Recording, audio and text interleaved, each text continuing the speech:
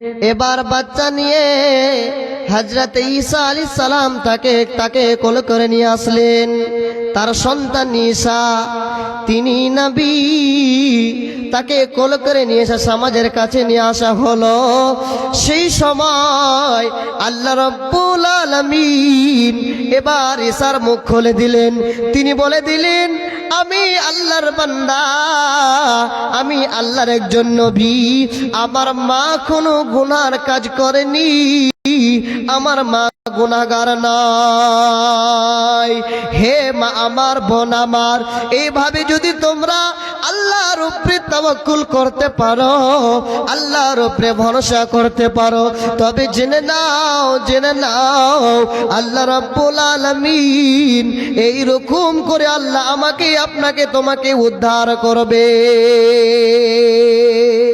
শুধু তা নয়, হে বাপজান আমার, ভাইজান আমার, আল্লাহর নবীর উপরে কত বিপদ এসেছিলেন, আল্লাহর উপরে তাওয়াক্কুল করেছিলেন, আল্লাহর উপরে ভরসা করেছিলেন, আল্লাহ রাব্বুল আলামিন সব জায়গা থেকে বাঁচিয়ে দিয়েছিলেন।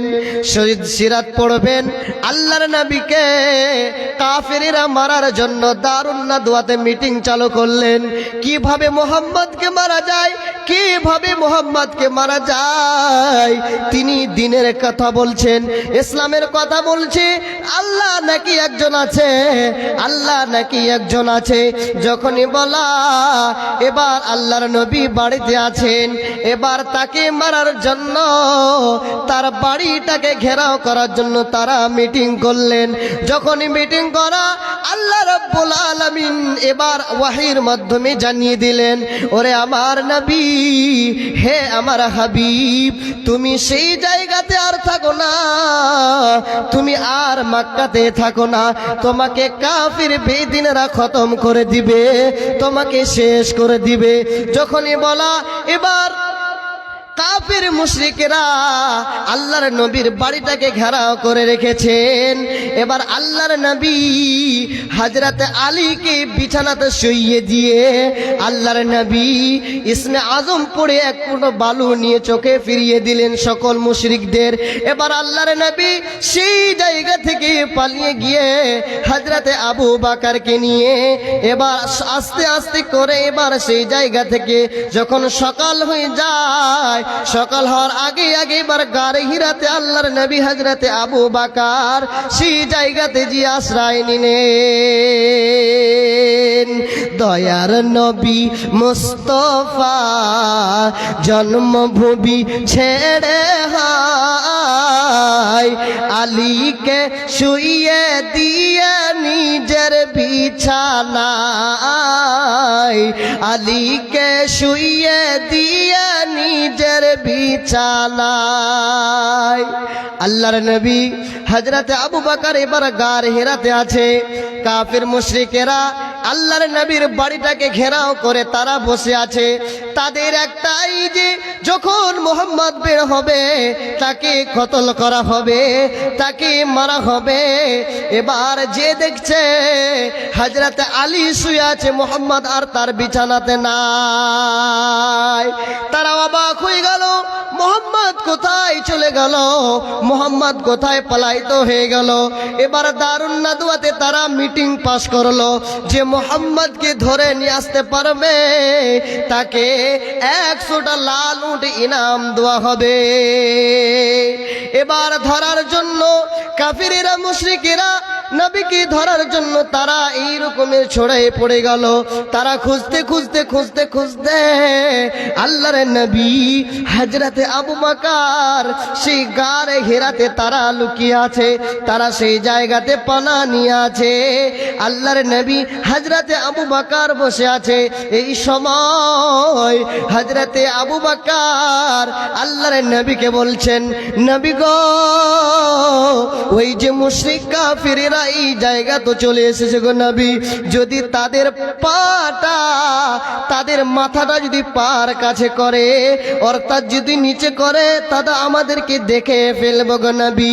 আল্লাহর নবী বললেন, ইয়া আবা বকরিন, ওরে আবু বকর, মা দান্নুকি, তুমি কি ধারণা করে রেখেছো আমার শুধু দুইজন রয়েছে? না না, ওয়াল্লাহু সালিসুহুমা, তৃতীয় জন যিনি হচ্ছেন আমার আল্লাহ। আল্লাহর উপরে তাওয়াক্কুল করো, আল্লাহর উপরে ভরসা করো।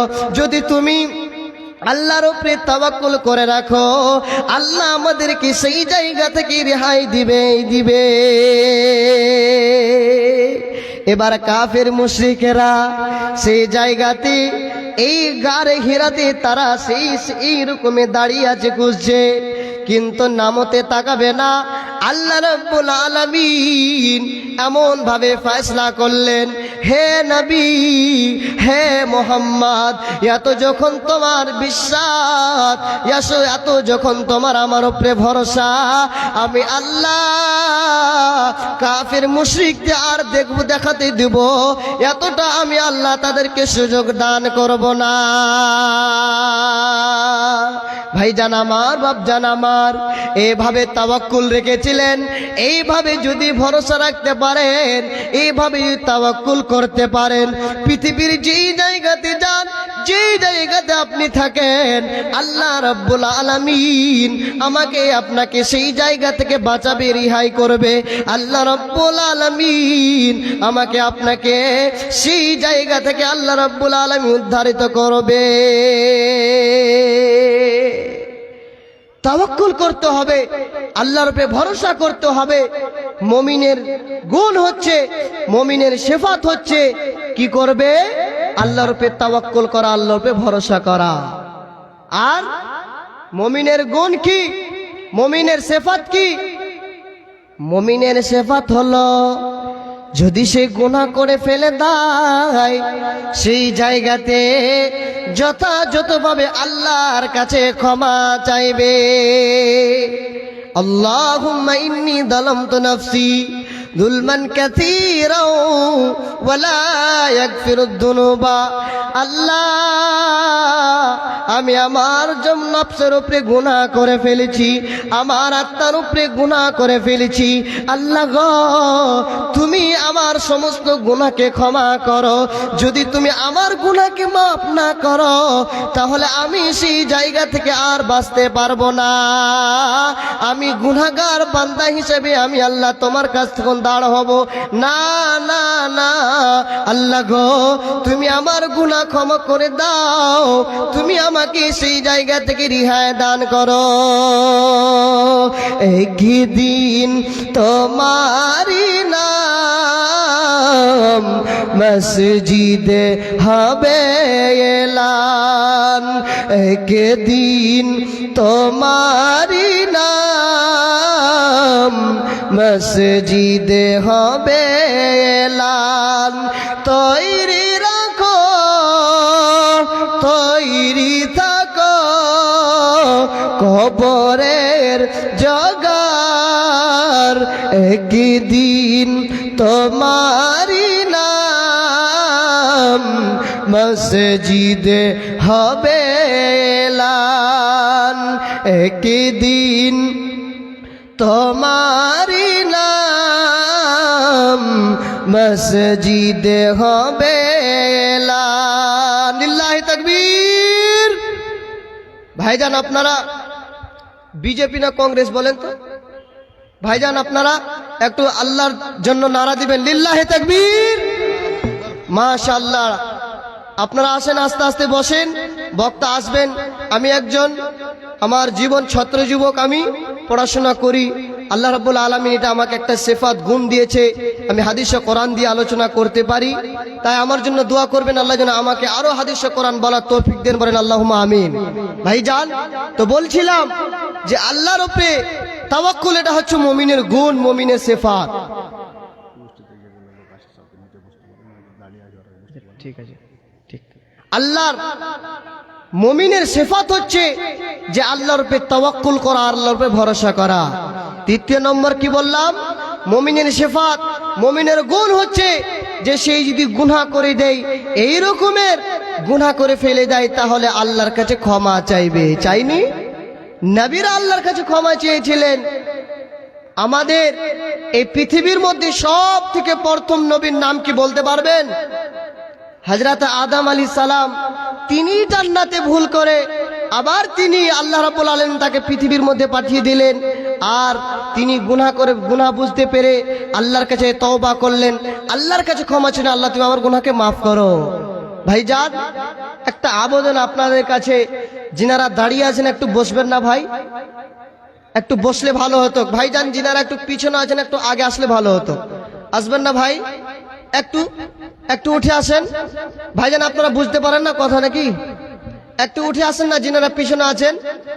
ভাইজান একটু আসেন, আল্লাহর ওয়াস্তে একটু আসেন, কথাটা আমার রাখেন। ভাইজান যিনারা কুরসিতে বসে আছেন, এখানে আবেদন করা হলো যে আপনারা নামতে এসে বসেন, একটু ভালো হবে।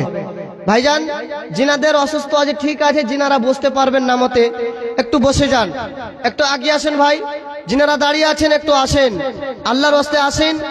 এই যে পৃথিবীর মধ্যে আমি আজকে আছি কালকে নয়, মুমিনের একটা গুণ সিফাত হচ্ছে কোরআন ও হাদিস শোনার পরে সে কি করবে? আমলে পরিবর্তন করবে। তাই আমরা যেন কোরআন হাদিস শোনার পরে আমলে পরিবর্তন করতে পারি। ভাইজান যা হোক, আপনারা বসলেন, যিনারা দাঁড়িয়ে আছেন পিছনে একটু বসবেন। মুসা আলাইহিস সালাম তিনি এই রকমের পরাজিত করেছেন, আল্লাহর উপর তাওয়াক্কুল করেছেন, আল্লাহ সাকসেস করেছিলেন। আর মুমিনের গুণ, মুমিনের সিফাত হচ্ছে যদি সেই মুসিবতে পড়ে যায় তাহলে কি করবে? আল্লাহর উপরে তাওয়াক্কুল করবে। নবীরা করেছিলেন কিনা?